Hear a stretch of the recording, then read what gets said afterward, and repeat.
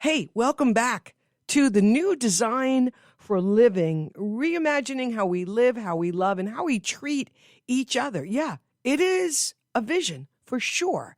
And it seems like we need one, not just personally, but collectively here, maybe not just in America, throughout the world. But we'll take it step by step today. That is for sure. The station has had some transmitter problems these last couple of Mondays. And so I have been anxiously awaiting this reconnection with you. My name is Camille Conte. So good to have you tuned in. The phone lines are open today. You are my guest. I just kind of felt like I needed to reconnect and reestablish some things with you. And also mostly, though, to hear from you, because there's been so much that has gone on in the last couple of weeks. I mean, that's what's going on by design, right? 907-222-1061. 907-222-1061. You don't even need to make sense. If you just need to unload, and talk in circles, talk about how you're feeling, talk about what you're thinking about, what's been frustrating, what's making you angry, like this is the show for that. It's wonderful to have KONR radio. It's a wonderful time to step back and reconsider the importance and the value of not just local radio stations and local TV stations, but a station like KONR that is publicly owned, that is able to allow someone like myself, someone like veteran Steve Heimel, who was on the air earlier this morning, to come here and to not just have a space where we can do what we're here to do in this lifetime, but also to give you the chance to be a part of a conversation. Because part of what's true in the new design for living is that we have a new design for conversations. I talked about this extensively in one of my videos from last week on my personal Facebook page, that in the new design for living, we understand the role of the ego in relationships. We understand that we have to be willing to gently put the I to the side so we can meet in the we. Because we're not going to have any sort of significant change if we don't redesign and re-examine how we're doing conversations.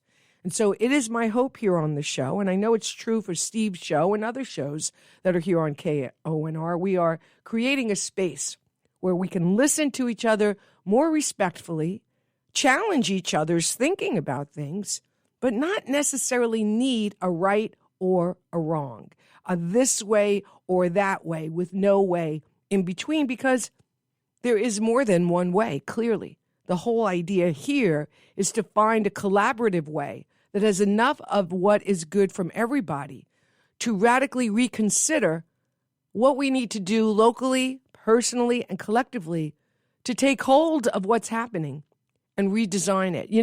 I was looking up the word coup today, overthrow of existing government by force, but it also said that it includes the use of military or police control to achieve such an end. And it also went on to talk about how it's also the use of those in power to illegally remain in power and to use illegal means to achieve their agenda. And, for me, I spend a lot of time trying to navigate this time. I mean, the good news is I do have older friends who did come through the civil rights movement and who often tell me, this too shall pass.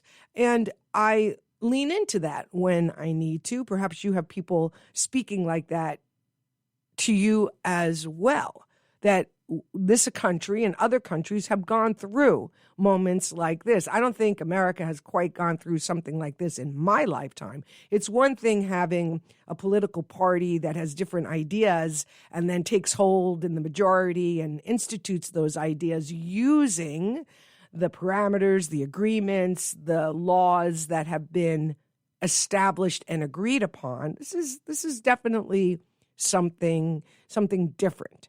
And so today I want to talk about this idea because it's not an accident that the phrase is united we stand, divided we fall.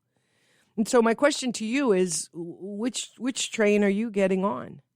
Because for me, the divided is over. I'm not on that train anymore. I'm doing everything I can in all areas of my life to be united, first with myself, to come into a sense of congruency and alignment to who I am at the core of my being, to really consider the new set of values that I have today as I redesign every area of my life, my work life, my personal life, my professional life, my relationships. That's the thing about the new design for living. It requires us to be in present time. This is not like the old design model where outside authority created all the rules and whatnot and gave it to us and said, here, follow this and you'll be good to go. And that's a ridiculous summary of the old design model, but it does give some idea to how that went, where we gave away our sense of self, we gave away aspects of our power to authority outside of ourselves because we were basically brought up to believe that they knew better than we. Turns out that's not necessarily true. And that's part of this great awakening that's happening right now. And that's why the new design for living is something that I will walk with to the end of my life because I need it. I need something that I can be inside of that's allowing me the opportunity to rebuild. I need something every day that's giving me a fresh template through which I can see how we can use radical imagination to redesign, to build again. Democracy is an experiment. It's not a one and done kind of thing. And that's the beautiful thing of the new design for living. It's giving us permission to reimagine this experiment that is democracy. It's ours. So this is the radicalness of what we are in right now. If you believe that you're a victim, if you are waking up to this idea of victimhood, if you realize, oh my gosh, I've been living in a trance where I think things are happening to me, I think my life is happening to me, all of this is happening to me, well, that's a position of,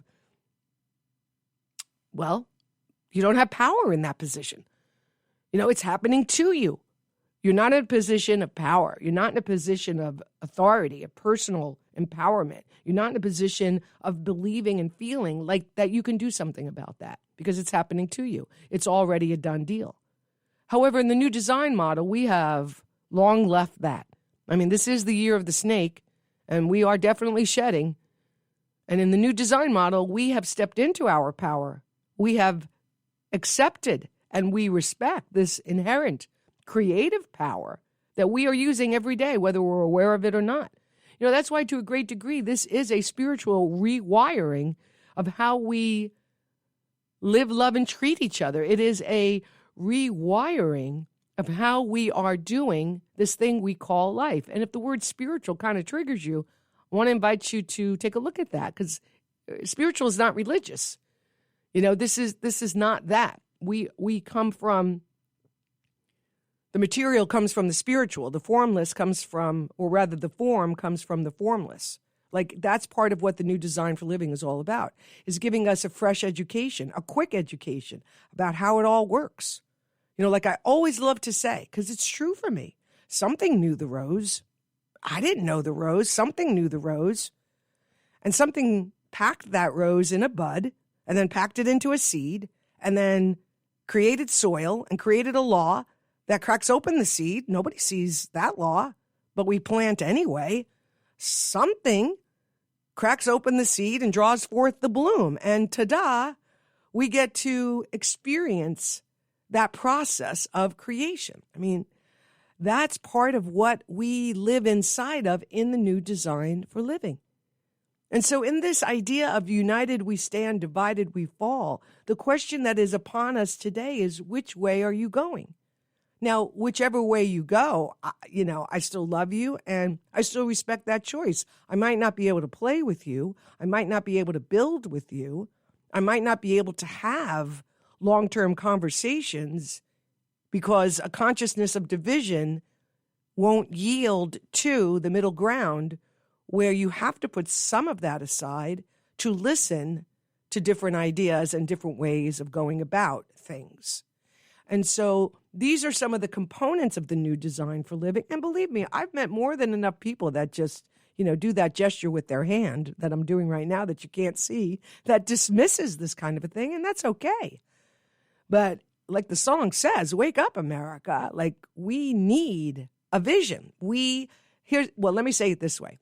I need a vision. My life needs a vision. I know a lot of people whose lives need a vision, and they are actively reimagining their lives, because the other thing that's true inside the new design for living is that we really believe that whatever's happening collectively is a reflection, is an outpicturing of what's going on individually. I mean, talk to anybody about what's happening in people's personal relationships these days, and there's a lot of the same agitators in our personal lives as we're experiencing in the outer world. And so in the new design model, we are very quick to accept what's ours to accept. I might not be saying that I caused this thing solely on my own, but by taking some accountability, by seeing that we're all a part of what's happening, it empowers us then to look at what the solutions might be. And that's what I'm most interested in today. Where are you? What are you thinking about? What are the solutions you think are necessary? Or maybe you just don't even have time to consider those questions. I mean, that's another thing about this intentional takeover, this intentional chaos, right? First of all, I've said this many times, and it's true. We're not designed to experience this level of chaos 24/7. I mean, your nervous system is needing a break. If you haven't been able to take that break, it doesn't have to be long. 60 seconds these days can be a really beautiful thing to give your nervous system by just deep breathing, putting the phone down, pushing away from the computer, closing your eyes, turning within, recognizing that there's other systems within you that find this whole experience to be too much. Most of the people are just trying to live their lives. Most people I know have kids. Their lives are full. They have a peripheral understanding of what is going on, but they're so busy trying to live life, provide for their kids, get food on the table, keep a roof over their heads, right? Wake up the next day and continue on, that they just don't have the time. Maybe that's the 80% and the 20% rule, where 20% do 80% of the work. So these are some of the things that are in my heart and in my head today. 907-222-1061 if you want to join the conversation. I mean, I find that if I stay in the headlines, if I stay in the information about what's happening too long, it really sinks me, because I don't feel like I'm a match for what is happening. I feel isolated. I feel limited in what I can do to change things. And I do truly believe that one of the last things for us to consider collectively in the old design model is this general strike, or this idea where we are pulling the plug. Look what happened with Disney and Hulu. Apparently, Jimmy Kimmel's coming back on the air, right? Look at the power that we have when we collectively add to something or take away to something. So this idea of taking a moment to really reflect on where your power is, how you're using it, is a good thing to be doing these days. Some people are staying in the fight. Some people are staying in the old design model and fighting from within it, wrestling the world away from fools, as Patti Smith often sings, right? Some of us, though, have stepped outside of that and are building something new and fresh alongside that which has been. I tend to be more in that camp than the other camp. And so that's the thing about the new design for living. It's happening in real time. No one person has the answer. No one person has the instructions. We're doing it collectively and together. That's why in the new design model, local is really important. Local radio, local television, local news, local gathering, local venues. Here in my neighborhood in Spenard, we've got the wonderful Writer's Block, and Verid has been doing really beautiful things for a long time now, sustaining and creating community opportunities. Same thing at the Nave, right? So I try to look at what is happening right here in my own community, in my own backyard, and support all of that while doing some of these other things that I'm doing. And so if you're new to the idea of the new design for living, if you're scratching your head going, what the hell is she talking about? I want to remind you of some of the core tenets of the new design for living, because it does require radical reimagination. I was talking to somebody the other day and they said, well, how are we going to get out of this? I said, well, I don't know the full answer to that question. Because we were talking about this phrase this is not who we are. And I see people come on social media when something is happening and they say, this is not who we are. And now my response is, yes, it is. You may not like what's happening. You may not agree with what's happening. You may feel rightly so that you didn't necessarily cause what's happening. But until we acknowledge that this is in fact who we are, until we include ourselves in what's not going well, then you can't be in a position of changing that. At least that's, how I think about those kinds of things. If you're in a relationship with someone, or if you're in a job experience and people are saying that's not who I am, yet you're having the experience that that's exactly who they are. Or if somebody is saying to you at work, I didn't do that, and yet the truth is, the accuracy is that in fact they did, those are two different realities. Those are two different perceptions. Those are two different truths about one thing. And until we can find a way to not agree to disagree, but at least think of a third way to approach that so that it's not necessarily one way or the other way, I just feel like we're going to loop. And we are looping. And sometimes it takes that moment where you got to step out of it. Sometimes you just have to put something down and step outside of it and give yourself permission to just stand in a different place and space and see what that gesture does to whatever it is that you're dealing with. And so in the new Design for Living, we offer ourselves as many opportunities as possible to do that very thing. And so we run alongside what has been and extract from it what's still good and worthwhile, while giving ourselves permission to reimagine something better. I mean, if you just take it down to your own personal life, like a lot of people are going through massive change right now, massive change. And that's understandable. I do believe the great agitator was COVID. That moment changed everything, absolutely changed everything. And that's a good thing. It forced us to take a look at what we believe in. It forced us to take a look at who and what we value. It forced us to really take a fine-tooth comb through our everyday experience and ask ourselves those really tough questions, those deep questions that don't necessarily have immediate answers, but do require us to ruminate a little bit on them. Is this really what I want to do? Is this really who I want to be? Is this really the best relationship for me? Is this really the best place for me to live? Am I being true to myself? Do I know what that even means? Right? All of those really big questions that deserve a little bit of time these days seems to be what a lot of people are going through. And I find that to be a very exciting place to be, because that's another thing about the new Design for Living. We hang out in the question. Like in the old design model, it's all about knowing. In the old design model, uncertainty is not a good thing. It's a weakness. In the old design model, it is a weakness if you don't know, because we're ruled by a value that says you have to know. Knowing is everything. And so when you're in real moments when you don't know, oh my goodness, this is why we rush through things. We end one job, we quickly get into another one. We end one relationship, we quickly get into another one, because we feel very uncomfortable living in the in-between.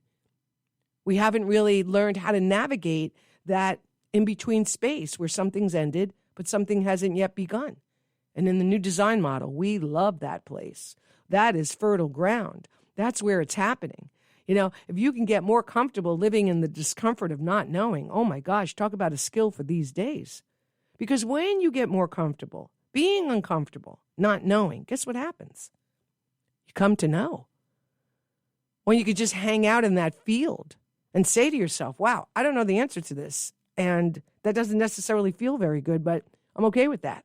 I'm still going to sit here anyway and see what happens. Do you realize how powerful that is?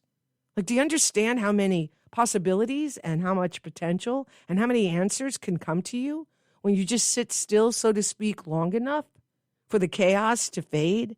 Think of a pendulum, right? If a pendulum swings too far one way or too far another way, that's where it's at. It's in the extreme of the swing.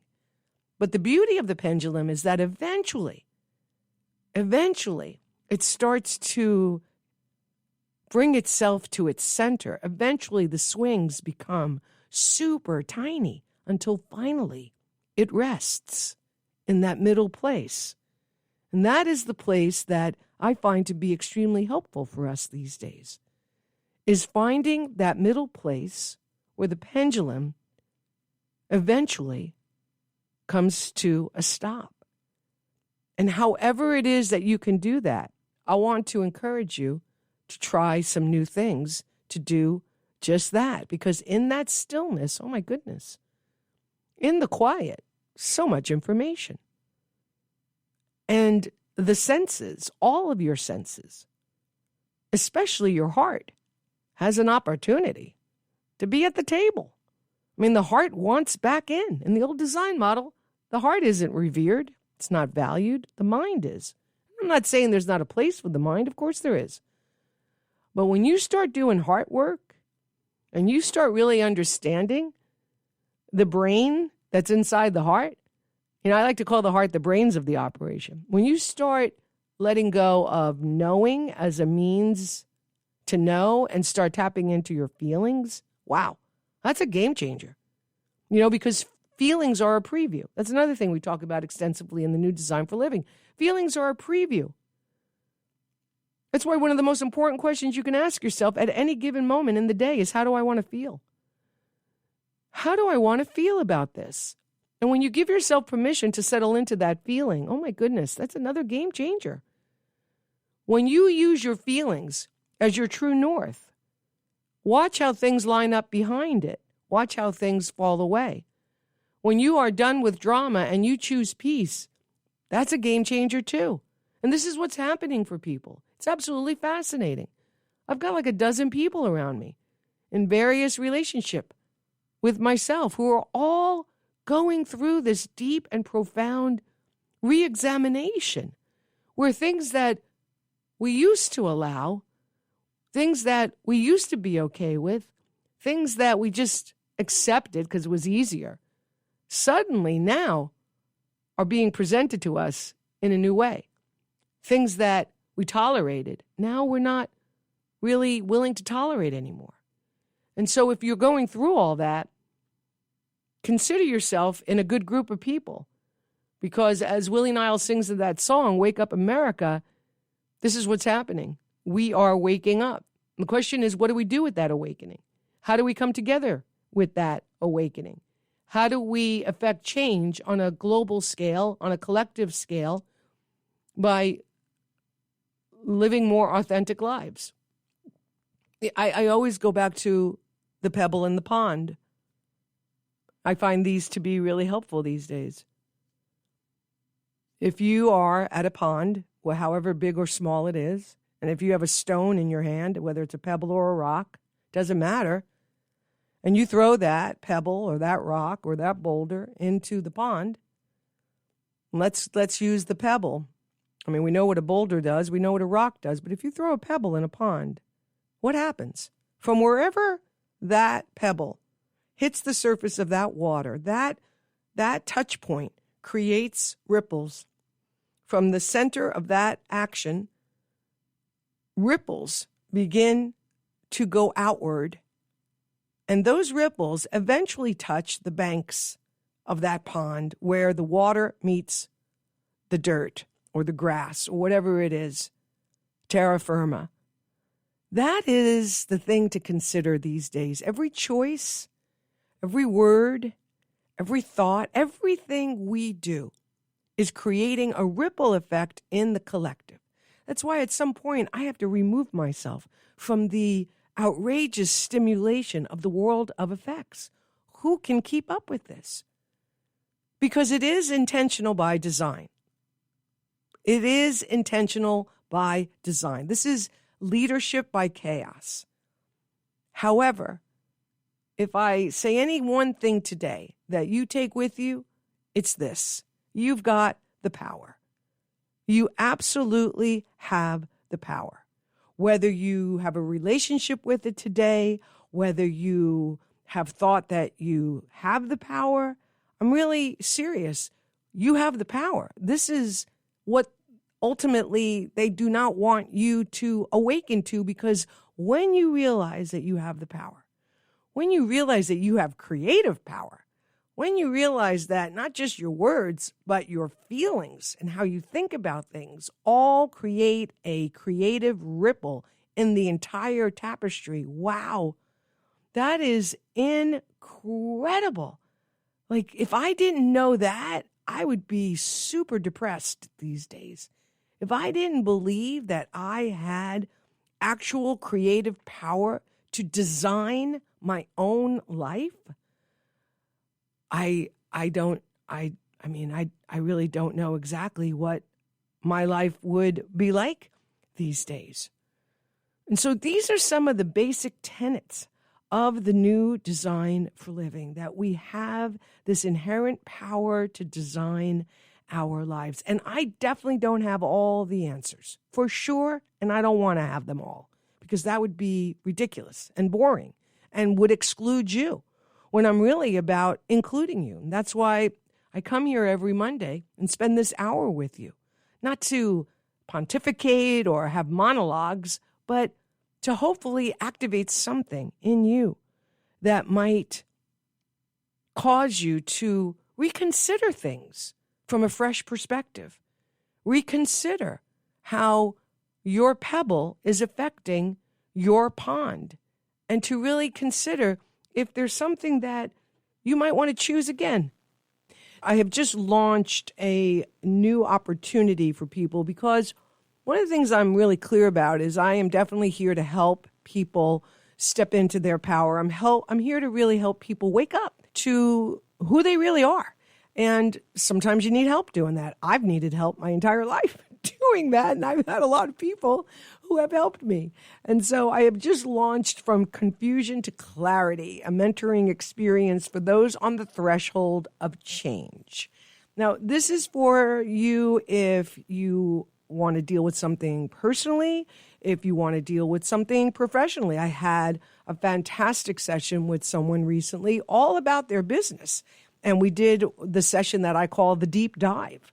And it was just a wonderful opportunity to be the person in the room that was listening deeply, taking notes, but also asking those important questions that sometimes you need someone across the table from you, not just to ask the question, but to stay with you for the response. So I'm offering a one and done, which is a one-time session, or a deep dive if you need a little bit more time over the course of a couple of months to integrate your clarity, your confidence, your action steps as you're walking through something. And you can find all of that at CamilleConte.com. These days, everybody's quote unquote trying to figure it out. And I kind of gave that up this year. I can't really figure anything out. I really can't, nor do I want to. I think that really comes out of the old design model, right? There's something I don't know, and I've got to figure it out. Well, that's not the way I'm doing things these days. I'm reimagining that process as well. Instead of trying to figure out what other people are going to respond to, what event somebody's going to respond to, I can only do what keeps me in alignment with who I am. I can only do what keeps me let me say it this way. I choose to do what keeps me in alignment with who I am, the person I'm becoming, the set of values I have reestablished for myself, the core feelings that I'm using to guide my life and my relationships. And when I stay there, even if I'm only the only one that shows up, if I just stay there, then that's the most I can really do, is be in alignment with who I am and what it is that's calling my name these days. And so aside from this show and some of those things I just mentioned to you, I really miss getting together in public. Like, I love events. I love people. I love coming together. And in 24, I really created several of my own events because I was tired of waiting for someone to invite me to theirs. And I thought, well, see, just create the thing. And I did that. It was so wonderful, whether it was a poetry slam or the different things I was doing. And I just kind of feel these days that we are yearning to connect again.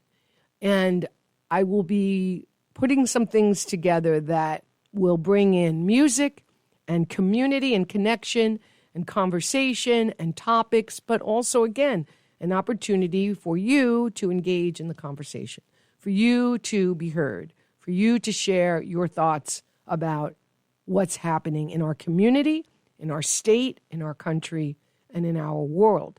Certainly don't have to wait for that. You can call me today at 907-222-1061 if there's something you'd like to bring to this conversation today. The topic I'm standing underneath is United we stand, divided we fall. It's actually a choice. Which train are you getting on? The train of division, separation, duality, right and wrong, us and them? Or are you getting on the train of united we stand, of unity consciousness, of a world that works for everyone, a train that is built on a belief that we're all the same, back behind the bones and the hair and the skin color and all of that. We're all coming from the same manufacturer. Like, that's a wake-up call in and of itself. And I have no judgment about which train you get on, or maybe you don't get on any train. Maybe you're not even on the platform. Because the beauty of these trains is that they come back around. And thank goodness that they do, because we are spiraling upwards. We're growing. We're changing. Every day we get new information internally and externally that's putting us in different positions. That's another thing inside the new design for living. I just love it because it's very liberating. In the new design for living, you get to change your mind. In fact, in the new design for living, changing your mind is a strength. It's a skill. In my experience, in the old design model, you made your bed, now you lie in it. You make a decision, you got to stay in it, especially if you've invested time. Oh, my goodness. And if you've invested time and money, you just stay in it because there's just this inherent belief, oftentimes unconscious, certainly not for everyone, but generically speaking, that if you change your mind, it's a weakness.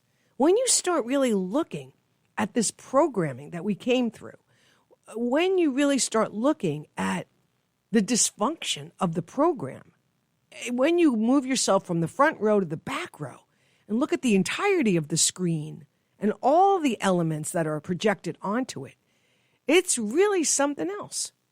You know, I spend a lot of time thinking and talking to people and helping people get in the back row so that they can see things from a fresh perspective.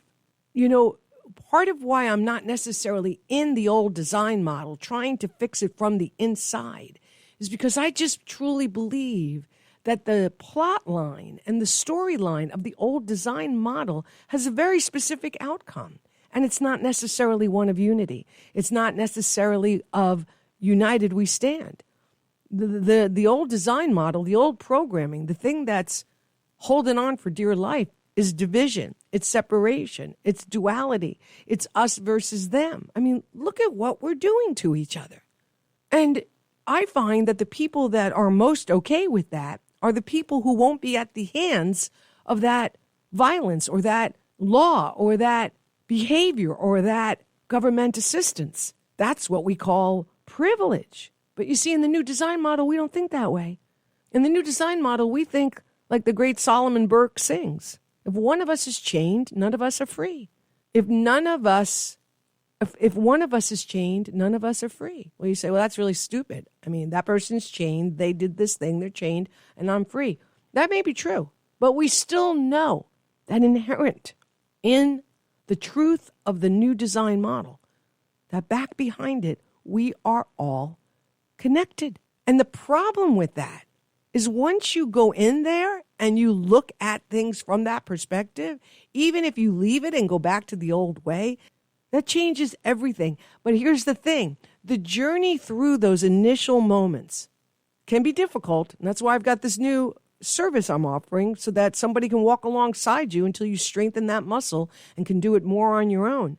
Like, that is a massive game changer. That's the thing about the new design for living. It really forces us to go back to that neutral space where the pendulum rests and look at things. Not from the character entangled in it, not from the one who's in the drama of it, but from the person in the back row who's able to extract themselves from the situation, from the drama, from the chaos, from the confusion, and look at it and go, how does this perspective change things for me? Again, living in the question. so many questions. And it's really an important time to live in the question.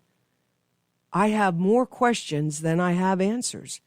And to me, that's a really good thing. How long can we sit in the question? How many questions can we ask ourselves and allow them to just hang in the air until we resolve ourselves with each and every one of them? I mean, these are really big questions. And that's why I appreciate a radio station like KONR. I'm certainly trying to get better with regards to social media because I get it. I'm of a generation that I had to really realize every time I pick up the phone, I'm like, Cease, hello, this is the microphone. And I'm like, oh, but I like this microphone. It's like, yeah, well, you can have both. You can have the microphone you grew up with, but you can also use the microphone that is new to you. And that's the reality of social media these days. And it's just incredible, the information on social media. I tend to hang out on Instagram. And obviously the algorithms just keep bringing things to me, or, one click and, there it all is.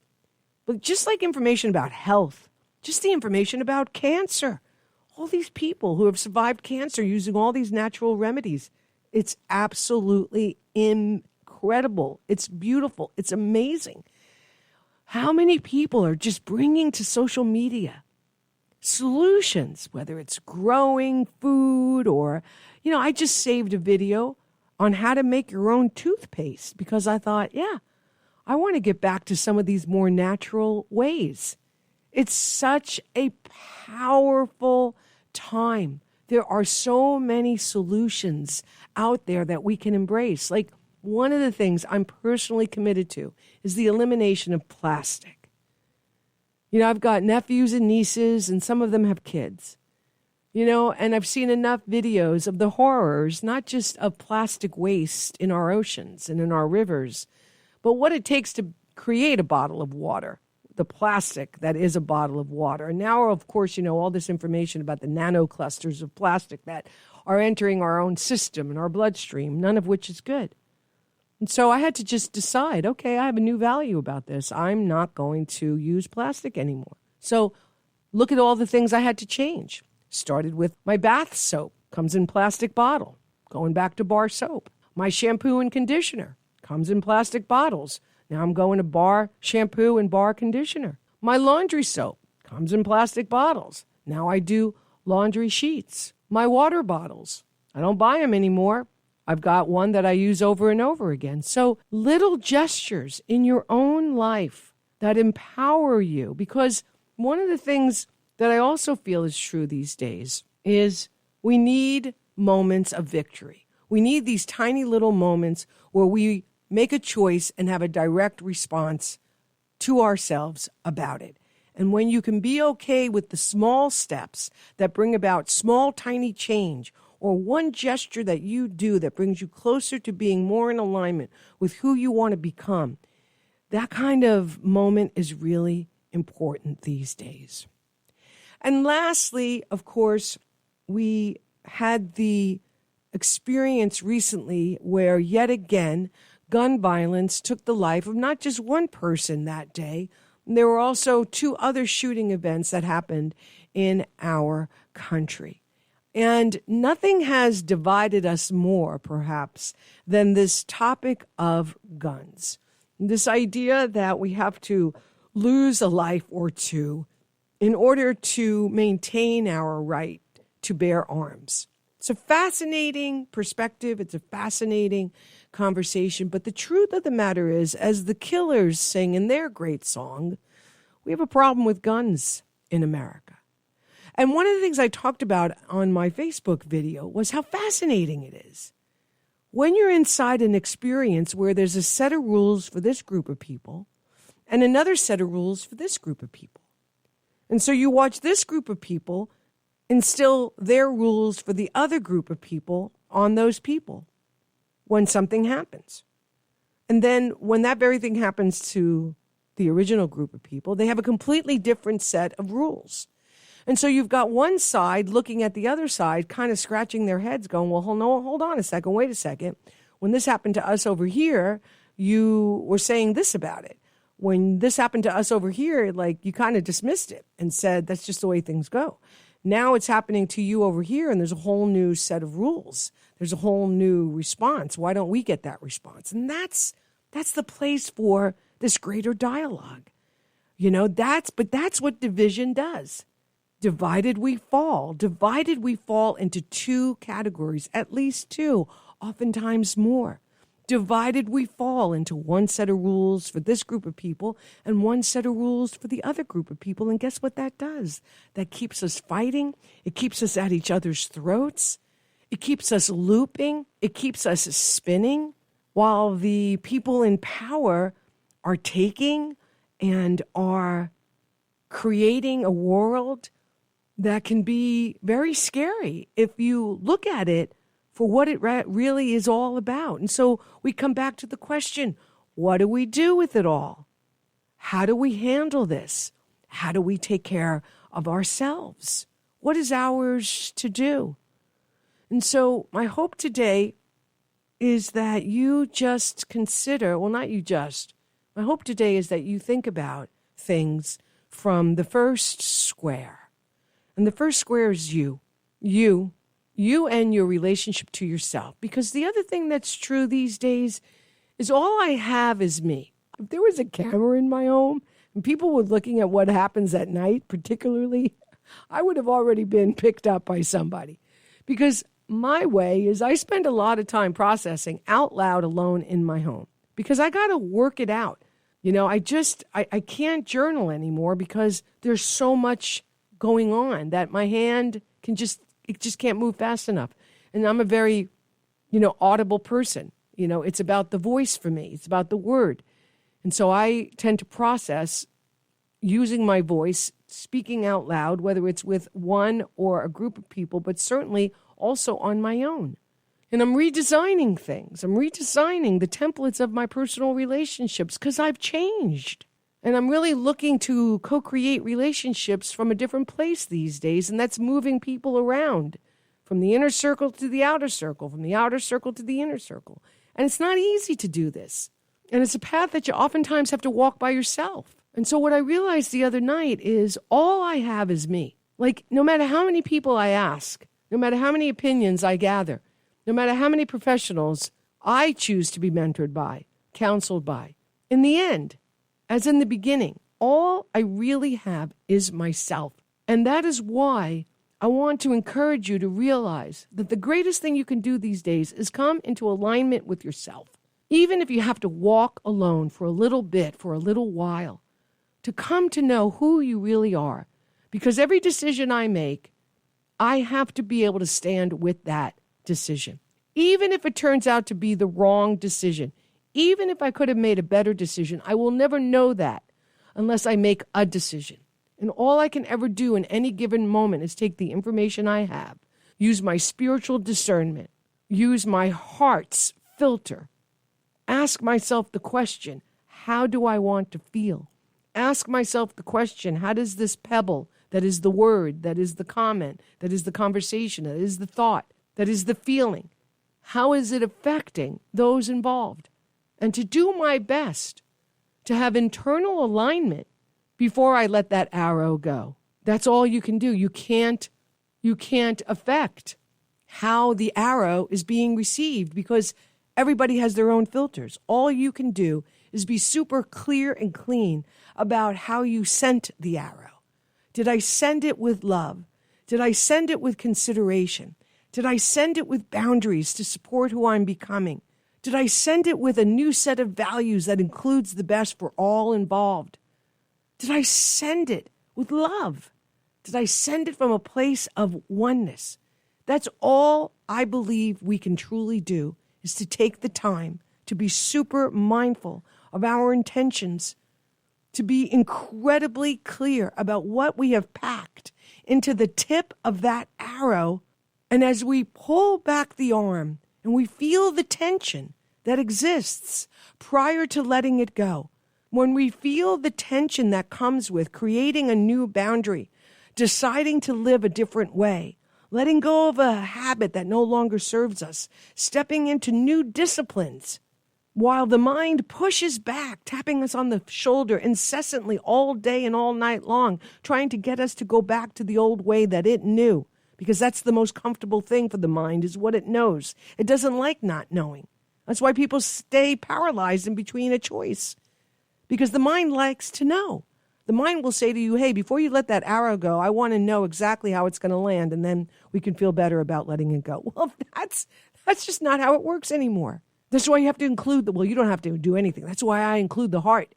I include the heart because I can't affect anymore what people are going to do when the arrow touches them.